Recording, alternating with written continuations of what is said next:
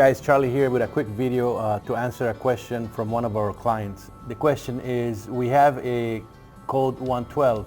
If it's not the drum drive, then what would the fix be in a roasting fan? Clean the pipes which had no debris, no MCP have tripped either. So that makes sense.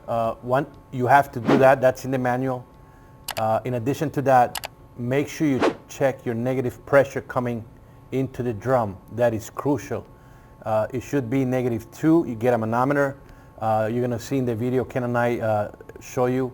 If you can't get that, you have to adjust the damper. All this has to be done when the machine is running ambient temperature. So sit back and watch while we show you how to adjust the pressure.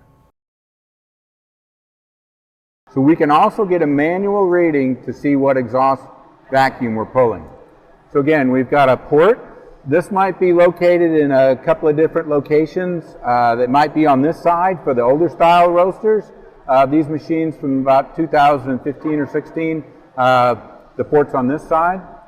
We can put our screwdriver in there. So we want to turn this 2 complete turns.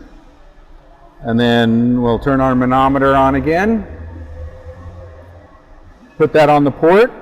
And then we want to change our units to millibar. And we'll want to check the millibar reading.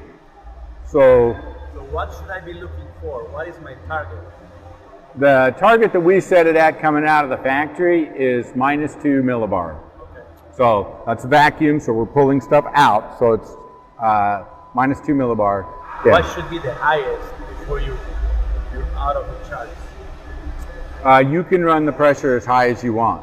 So if you have one of the series of roasters with the VFDs, we're going to allow you to adjust that, and you can adjust the speed on your fan, turn it up to 100% if you want. That's the newer units, correct? Correct. Okay guys, I hope that clip was helpful, and if you're out of range, use your damper to adjust it to -2. And if you like the video, subscribe to YouTube or follow us on Instagram. Till next time.